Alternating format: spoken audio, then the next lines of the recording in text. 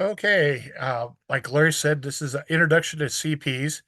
CP, I got really hooked onto this about 40 years ago when I received a Arrowhead area CP as a Cub Scout as a gift from my brother-in-law's older brother who was an Eagle Scout. So, from there I just went on from there. We will discuss what is the CP, what they're used for, various shapes and sizes, some pictures of CPs from the Pacific Northwest, typo there, and the United States, and a brief overview of JCPs. JCPs is a Jamboree Council patch designed to go out of pocket. My disclaimer, I am not an expert. As you can tell, I use CPs for my collection on this presentation. Purpose. What is the CP? Local council identification. As Scott mentioned before, prior to 1973, 72, 73, the only council identification was either it was a little camp repatch or something, or a CP that went around right breast pocket, and those were issued to, along with the community strips, for your local identification. So what they did was they could be it was a patch that was a mainstay. They could put segments around it, donating activities that you had uh, attended or participated in within the council. These little segments were, little, you know, 3/4 inch or so segments that fit around the CP. And you got people who, you know, that I seen them or parents got carried away and the segments going around the CP encompass the whole shirt. They also could celebrate a council anniversary. So that was the general purpose of a CP, basically local council identification prior to the advent of the CSP. They are still in use today. Some councils still use them, mine in particular, and councils within Oregon and Washington still predominantly use the critters, and a few other councils around the nation. Shapes predominantly the shape of the CP was round. They do have rectangles. There are hat shaped ones. Probably the most recognizable hat shaped CP comes from Oregon Trail Council out of Eugene, Oregon. Well, that was out of Eugene, Oregon. It's no longer Oregon Trail Council, but it was, a hat shaped one. Another predominantly one that is well known is Pony Express had used this hat shaped patch for a very long time. Uh, you had other patches such as diamonds, ovals, weird shapes, and all that encompassed the what a CP was. Round CPs. Round CP can be 2 inches to 5.5 inches. Why I say 5.5 inches, you'll see an example of one later. That is a CP. Some are shawled, some are twill, some may be woven or felt. Uh, council anniversary and BSA can be included. There's an argument about that one, but for my purposes, I have included them. Used is all right, as in most councils phased them out, and by the time you know there that may be the only representation of that council in that form. Come to mind, Western Montana Council, uh, Mountain View Council. You know, some of those just had issued a CP, and they may have had a red and white strip, but that's pretty much all they did. And since red and white strips were for predominantly used by professionals and council level scouters, the CP was the only thing that differentiated where a council somebody was from on the uniform. Here's a couple of the rounder ones, smaller round ones. Mount Rainier, San Mateo. San Mateo is an example of a woven one. I just picked up that one recently because I thought I had everything from San Mateo, and surprisingly, I didn't have this little woven piece. Uh, that's a twill issue. Here's a solid issue from Oregon Trail Council. Here's an anniversary issue from Mount Rainier that was issued for the 75th anniversary of scouting. And that's why I included that one because it was a 75th anniversary edition. Size difference. Here's the one I was talking about that it's 5.5 inches. There's one out of Blue Mountain, the same size. And this was an idea which I seen where they came up with this concept.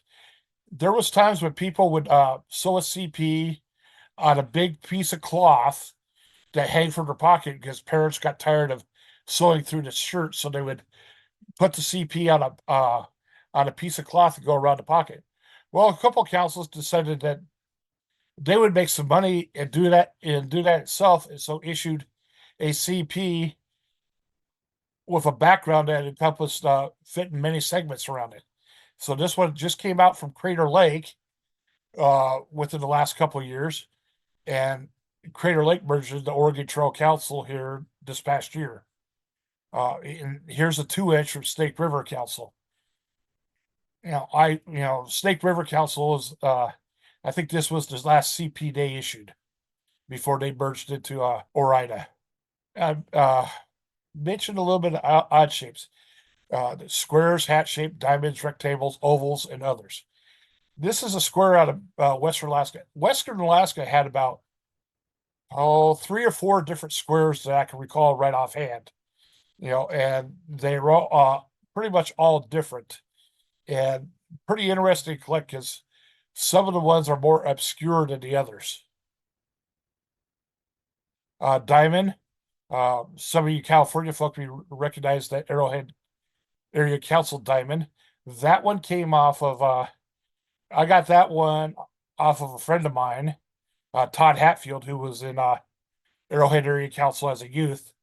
And so he had a couple of these that were supposed to be sewn on hats, but obviously this one wasn't. You have a dome from Yosemite. It's one of the most common domes I've seen other than Midnight Sun. I mentioned hat shaped patches in Western Montana. This is pretty, if you're wanting to collect something with the council name on it that's not, and you got the red and white, this is probably the other piece I would chase after would be the CP from Western Montana. You have oval. Tumwater used an oval one for a long time, as there's a few other councils used an oval one. I mentioned square. I was mentioning Western Alaska had a lot of square issues. This one was supposed to go sewn on my Cub Scout uniform back in 1971. My mom found it and sent it to me. She never sewed it on my Cub Scout uniform. So this Orange Empire here, I started my Cub Scouts in Irvine, California. Odd shape, weird.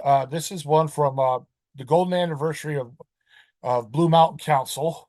And this one actually did not go on the right breast pocket. This one was actually, and it was probably a bad example, went underneath the CSP along with their district patches, from that area. But it is the CP. It's an anniversary CP. Here's another odd shaped one. This is a triangle. It's a felt one out of Blue Mountain Council. This one's a pretty spendy one. I think I dropped $25 to get this one. And to me, that's high for a CP because now I'll go into that later. And here's another woven one. It's not only woven, but it's a dome out of Salt Lake, Great Salt Lake. Anniversaries. I have the 100th year of scouting. This one's out of Denver. Did a council anniversary out of Riverside County. Like I said, there's a bunch, and I'm going to get narrow down a definition here in a little bit. Here's some gray area ones. This one is considered by Cascade Pacific Council a CP, but it has a theme on it. And when I was talking, here's a debate that I got in with Fred Kern on. This one is a CP. The council says it's a CP. They put segments around it. He says it's not a CP because it has a theme on it. So I have it in my CP collection because the council says it's a CP. This CP here is, I would almost debated whether I want to call it a district patch or a CP. It's for the Marshall Islands, and so it's from a district or an island group that's within Aloha Council. I've got one for Guam. I have one for a few other of the islands that are included in the Aloha Council. So this one's in a gray area for me. I was almost tempted to call it a district patch, but I've had people tell me it's a CP. Here's another one that I debated. This one was Frank Kern and I debated on. It's an anniversary issue. It's a council anniversary issue, but the thing about this one is it has character counts on it, so it has a theme on it. So that I said, well, this is a council anniversary issue, but it has a theme on it. So this is another one that fell into kind of the gray area. And then here's one that I kind of agree with Frank on. This one has a year on it, and since the year there's nothing spectacular, it doesn't denote if it was an anniversary or anything like that. To me, it's like an activity patch for say. It's 1969. All identifies the council, but it's has a year on it. And according to the old Arapaho one, if it had a year on it, and it's not signifying an anniversary, it's an activity patch. Here's the debatable. Not a CP if it has a national program slot like FOS, character counts, New Horizons, etc. Not a CP if there is a date, such as the Long Beach one. It could be a CP if the council reuses the same CP for many years. This one from Cascade Pacific Council, with the grit on it. And here's my disclaimer: it's up to the collector to decide if they consider it a CP for their collection or not. So ultimately, it's the collector who decides on if it belongs in their collection or not. Frank will not put certain pieces in his collection because it either has a program slogan on it or it's has a year on it, and so that's where he draws the line is on those. And I personally think that all this is collector's choice, as I consider some as CPs. So I'm going to go into a little bit. Yeah, I kind of told Larry I said I was going to show the CPs in the Pacific Northwest. So I'm going to go into each council that has issued one in Alaska, Washington, Oregon, Idaho, and Montana. I've also included Far East because there's been times that the Far East has been grouped with the Pacific Northwest, especially on the military airlift command things when a lot of when the main hub was McCord Air Force Base out of Tacoma, Washington. So I threw Far East into my batch here Pacific Northwest items. But before I get that, here's some Jamboree Council patches. These are ones issued by the council that go on the pocket specifically for a national jamboree or world jamboree. And especially, as you can tell, this one was 1969. So this was kind of like their JSP for that year for Evergreen. The same way with Idaho Panhandle Council. These Idaho Panhandle ones, the ones for the National Jamboree and the World Jamboree are a little bit more common than the ones for than the other ones that I've seen. I pick up any from the Northwest as I see, and the Idaho Panhandle was probably the second easiest for me to pick up, other than the ones from by council. Evergreen, this one took a little bit of searching and got to a bid war with a couple of people on. Alaska. These are the three councils that are in Alaska. They have all three issued CPs. Great Alaska, I have not seen that if they have issued a CP or not, because these two councils merged right here, Southeast Alaska and Great Western Alaska. It's surprising how many council patches that Western Alaska has issued. I've seen about 8 so far, and I have 8 in my collection. Midnight Sun, I have about 5 or 6. So Alaska, other than Southeast Alaska, has been a little bit prolific in the issuing of CPs. Next one would be Washington. So, as far as I know, every council in Washington has issued a CP. Blue Mountain issued some classic ones. This one was right before they finally retired this design, but this one was for years they used this design, for 40, 50 years. This design, whether it was felt where it was the mountain, it was just a mountain cutout, or what, this design was a mainstay of theirs for many, many years. As long as along with this one for Chief Seattle, there's been some varieties on this one. There's cut edge, there's non-BSA, there's darkness in the letter coloring. This one's more of a CD example, but there's more there's a lot that came out. Evergreen, there's a cut edge and a non-BSA version of this one. So there's three evergreens that I've seen so far. And like I said, I'm constantly picking it up. So I'm updating and upgrading all the time. Mount Baker area, this is before they absorbed Evergreen. This is a classic cut edge from them. And then when they absorbed Evergreen, or Evergreen absorbed them and kept the Mount Baker name, this is their one of their most current issues. Here's Olympic. I know of two CPs issued by Olympic Area Council out of that were on the Olympic Peninsula, famous for Mark's Carpo Lodge. North Central Washington Council. This one has a blue border rolled edge, a blue border cut edge, and then this one. There might be others, but Frank and I haven't discovered them all yet. We're comparing collections on this one. Fort Simcoe, there's 4 or 5 Fort Simcoe ones, and that one was on Yakima, Washington. And then when they merged with North Central Washington Council, it became Grand Columbia Council. And they kind of kept the tradition of what North Central Washington Council did and just put their initials on it. But this one is Grand Columbia Council out of Yakima, Washington. Out of Spokane, we had Inland Empire Council before they changed to Inland Northwest. And I'll show that one shortly. Twin Harbors, that was on the just south of the Olympic Peninsula. They had some, actually, of all their things, their CSP and their CP are the easiest things to get. Inland Northwest, this is out of Spokane. This is one they're more, this is a pretty one. I like this one. I think they did good, and then they changed it. And I said, oh, you went ugly. Mount Rainier, this is the classic Mount Rainier CP. They went from cut edge to rolled edge, then they changed it. You see the example earlier. They went to a multicolored one before they became Pacific Harbors Council.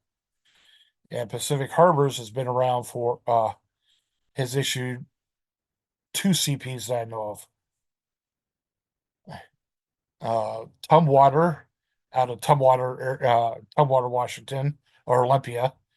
They issued 3 or 4 CPs, but this one was one of our ones before they became merged into Pacific Harbors. Go into Oregon. I'm going to give you the three. At first, I'm showing you the 3 different CPs for the Portland area. Yeah, Portland area. And this one's not as hard as you would think it would be, but this one you can pick up for about $4 or $5 in mint condition, or about $2 or $3 in used condition. This is the 75th anniversary, BSA 75th anniversary Columbia Pacific, and chose to use this one because this one is not as common as uh, the other ones of this design. This one has a green border, and this one is worth a couple more bucks than the standard issue Columbia Pacific. Then you have the Cascade Pacific, who has issued more CPs than these two, than Columbia Pacific and Portland area combined. So they have 9 CPs by current count, different CPs. So I have Cascade listed twice here because for a while they were known as Cascade Council, and this is when it was Cascade, then it became Cascade Area Council, same location, same council number and everything, but they added the area to their name. So there's two or three that say Cascade Council. There's a red border and a yellow border. Cascade area, I know of 4 different ones. Oregon Trail is another one that there's about six different hat shape ones, and they all got some varieties in them. This one is the last hat shape one they issued. It's the only one that with a rolled edge. So it was issued with a rolled edge, and they started going to a round piece. And this is classic in the Pacific Northwest. I mean, if you see a hat shaped patch, more than likely in the Pacific Northwest, it's the Oregon Trail one. Uh, Modoc area issued several. They issued a couple that had just Modoc Council, and then it said Modoc Area Council. And I didn't picture the Modoc one. The Modoc Area one has with and without dots between the BSA, and they're about 2.5 inches big. Crater Lake has several ones. This is prior to the merger with Modoc Area. This is after the merger. I like this one because it's got Crater Lake. It's got a nice color picture of Crater Lake, and it's got Mr. Sasquatch on it. This one's a classic. I know of in the Square Cascade. Now, Crater Lake Council issued at least 3 or 4 rounds, and this is the second or third rectangular issue I've seen out of Crater Lake. I just picked another one up that had a rolled edge just recently. Getting into Idaho. Tendoy, this is a standard 3-inch round. It's a beautiful patch. I think everyone has seen this Tendoy one. It's one of the most outstanding CPs. I mean, when I had to include this one in my presentation because I'd say it wouldn't be a presentation without having Tendoy in there. You have Teton Peaks. Uh, that one merged with Tendoy to become Grand Teton Council. You had Snake River. I showed you the Snake River without the area, just Snake River with the area. Then again, Snake River drop in the area. Or Ida. This is another beautiful CP put out. This was Or Ida. I like that moonscape scene. Now, it supposedly this is a scene near Camp Morrison, but it's a beautiful CP.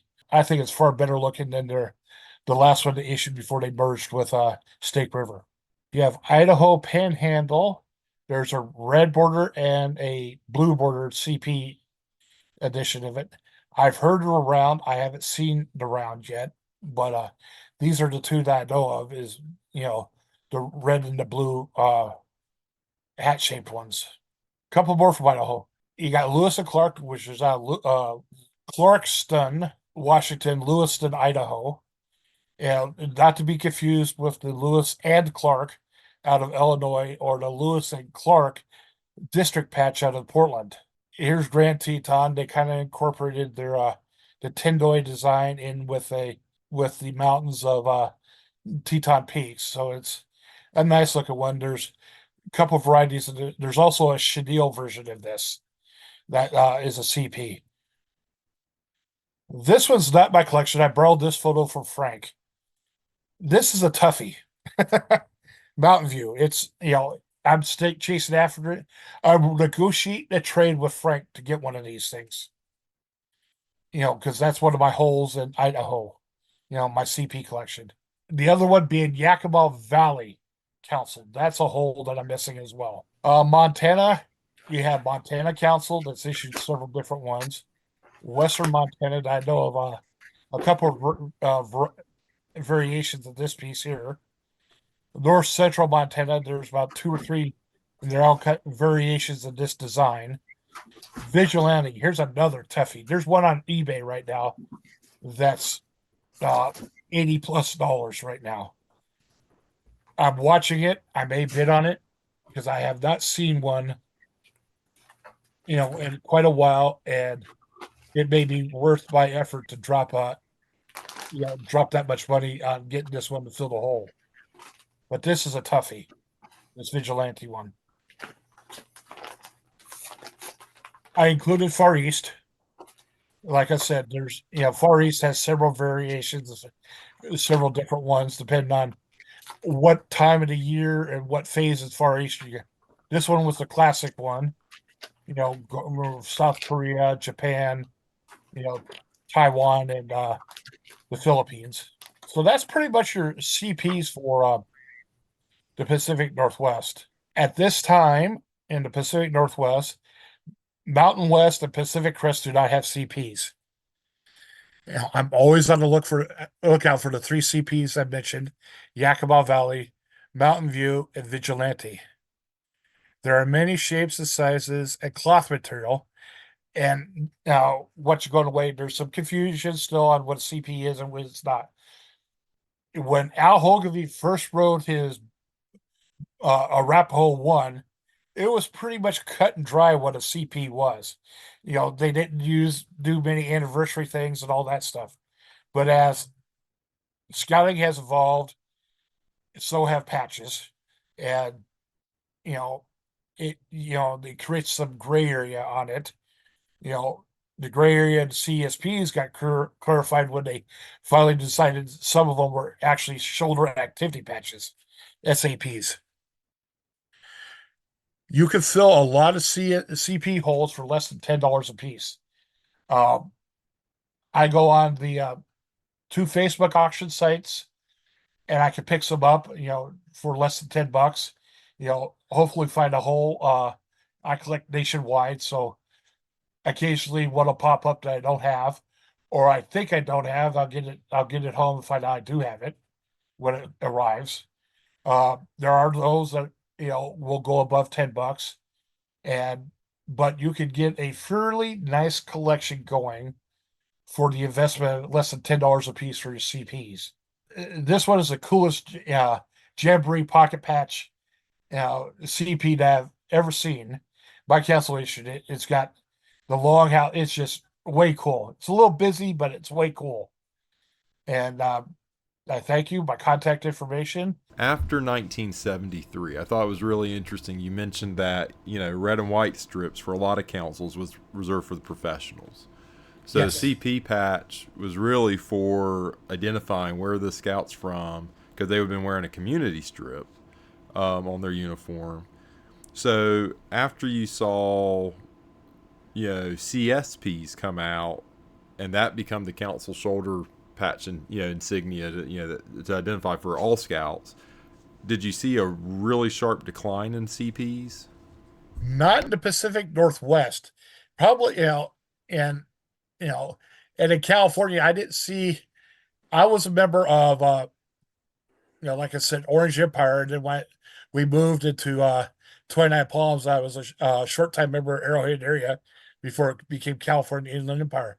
The last one that I've seen was in the mid 70s from California Inland Empire. In fact, I didn't show that one in there, but I have a dupe of a solid one that was issued by California Inland Empire that I promised Scott Moreland, but my dupe. But yeah, I think probably with the advent of the CSP, CPs fell off to the wayside. I know that San Mateo issued quite a few, San Diego issued some, but in LA, area council had some.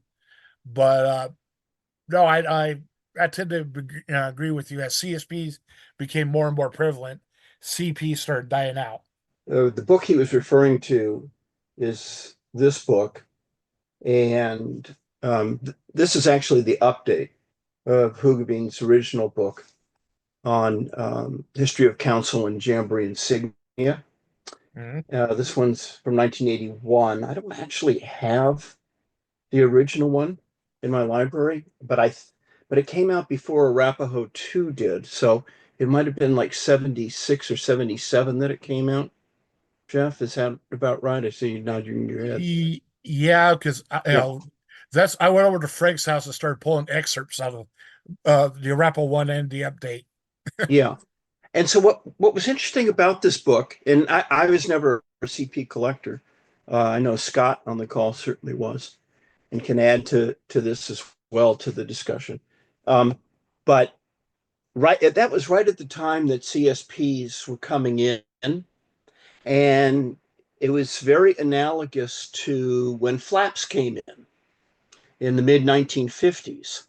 And so council patches or CPs, as compared to the council shoulder strips, were kind of like the equivalent of odd shapes in a way compared to a flap. And what's kind of cool about this reference in the previous one is it documents that changeover, that exact time. So there's a lot of CPs that are documented and photo documented in this book from around the country. Maybe it's West Coast dominant, maybe. I haven't done a bean count, but they're from all over the place.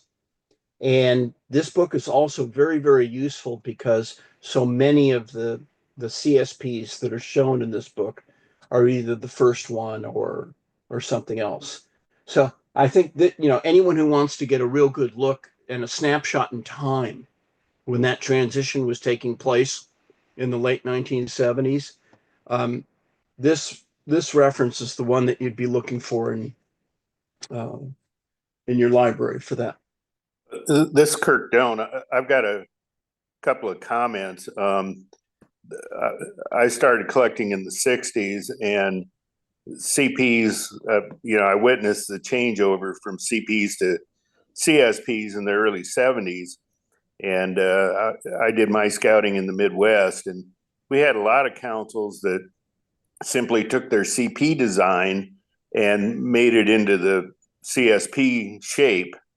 Cornhusker Council is a good example of that. And back in the 60s, one of the leading collectors of CPs was a fellow named Pete Smith, who was out of Minnesota. And he put together a little book that was a lot like the little red flap book that Bill Price had. And I ended up buying